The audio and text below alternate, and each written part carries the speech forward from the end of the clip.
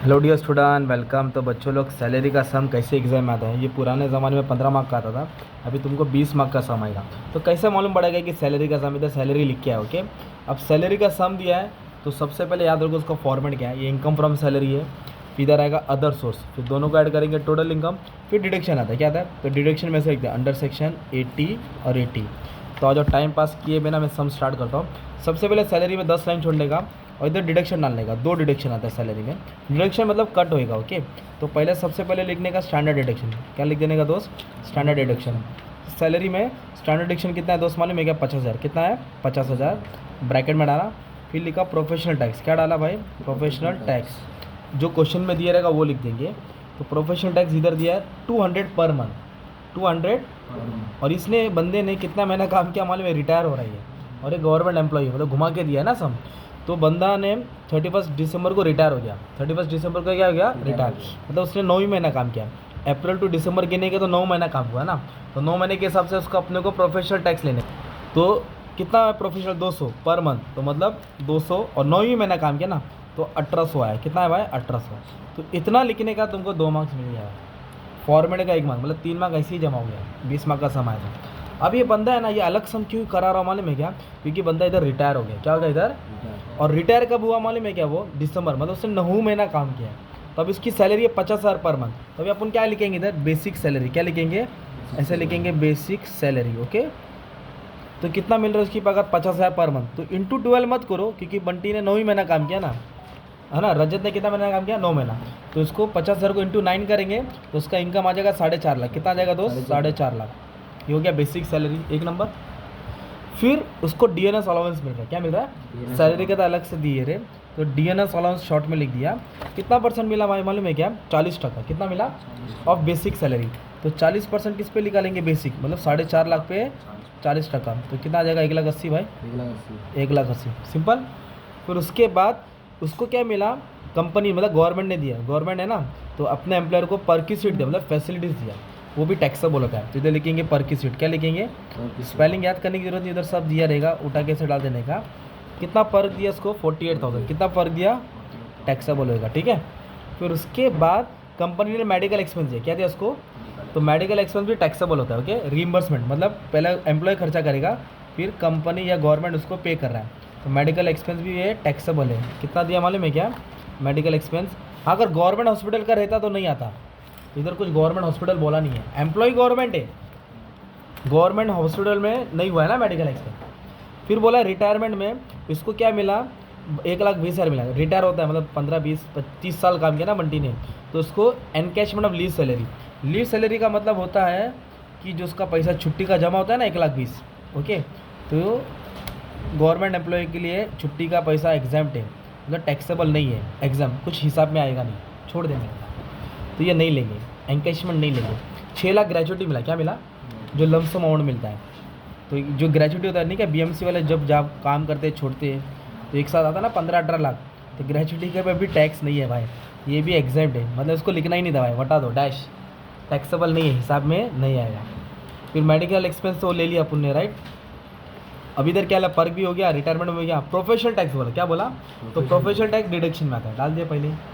पर 12 महीना ले लेना चाहिए ना, तो मैंने 9 महीने क्यों लिया? क्योंकि उसने कितना महीना काम किया था? 9 महीना। फिर उसके बाद क्या बोला है? उसको पेंशन मिला। क्या मिला? पेंशन क्या था? जॉब छोड़ने के बाद मिलता है। तो उसने जॉब छोड़ा दिसंबर में, तो जैन फेब मार्च, तो ये महीने में 3 महीने का पेंशन आएगा ना। देखो ना, जॉब छोड़ा दिसंबर में, जैन फेब मार्च, 3 महीने का क्या आएगा उसको? पेंशन। तो पेंशन भी क्या आएगा? सैलरी का हिस्सा है, उसको हिसाब में लेंगे। तो पेंशन अपने को उसको मिला 3 महीने का। 1 महीने का पेंशन कितना मिल रहा है भाई मालूम है? घर बैठे बैठे 15,000। अरे माँ कसम, मतलब काम छोड़ने के बाद भी उसको 45,000 आ रहा है, ओके। और फिर इधर क्या बोला? पेंशन के बाद ही पार्टिसिपेटेड गेम शो। क्या किधर गया वो? गेम शो में गया। तो इधर से उसका अदर सोर्स चालू हो गया भाई। क्या चालू हो गया? केबीसी में जा रहा है, इधर जा रहा है, उधर जा रहा है, कमा रहा है। तो अभी इसको क्या करेंगे? जोड़ेंगे ना, तो अपने को टोटल इनकम मिलेगा। क्या मिलेगा? Total income. तो टोटल इनकम कितना गया दोस्त मालूम है? 7,45,800। तो ये पूरा जोड़ा ना, 7,45,800। इसको बोलेंगे ग्रॉस सैलरी। क्या बोलेंगे अपन? ग्रॉस सैलरी, है ना। फिर ये 2 डिडक्शन आएगा, तो ग्रॉस सैलरी से स्टैंडर्ड डिडक्शन भी माफ़ करेंगे और प्रोफेशनल टैक्स भी क्या करेंगे, माफ़ करेंगे। मतलब 51,800 क्या कर देंगे, माफ़। तो एक अमाउंट आएगा 6,94,000, ये हो गया इनकम फ्रॉम सैलरी। एग्जाम में इतना भी सम 10 मार्क के लिए आएगा, इतना भी सम कितना मार्क के लिए आएगा। अब उसको क्या आ रहा है, अलग अलग जगह से पैसा आ रहा है, मतलब वो क्या किया है, इधर उधर गया, घूमने गया है ना। इधर देखो ना, अब ये क्या है, गेम शो जीता, ये सैलरी का पैसा नहीं है, इंटरेस्ट है, ये भी सैलरी का नहीं है, इंटरेस्ट। तो ये चारों पैसा बाहर से आ रहा है, तो बाहर के पैसों को बोलते हैं अदर सोर्स। क्या बोलते हैं भाई, अदर सोर्स।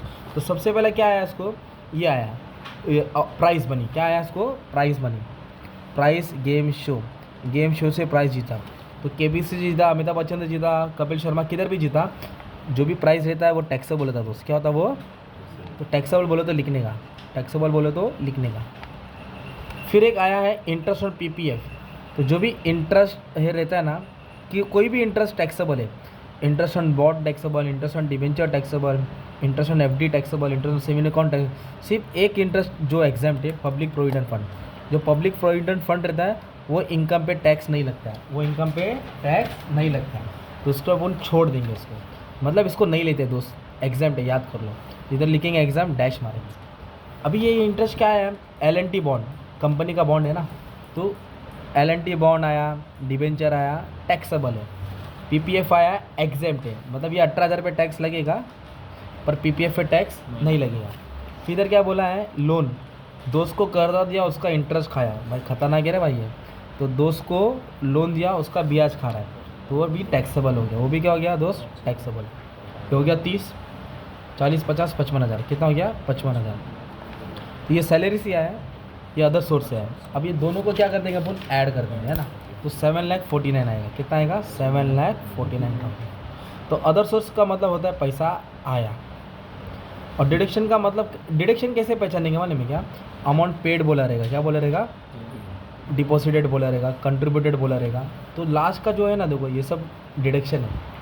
उसने डिपॉजिट किया पब्लिक प्रोविडेंट फंड में, और उसने लोन लिया था, और लोन का इंटरेस्ट भर रहा है। लोन का क्या भर रहा है, इंटरेस्ट, बच्चे का लोन का, MBA का इंटरेस्ट भर रहा है।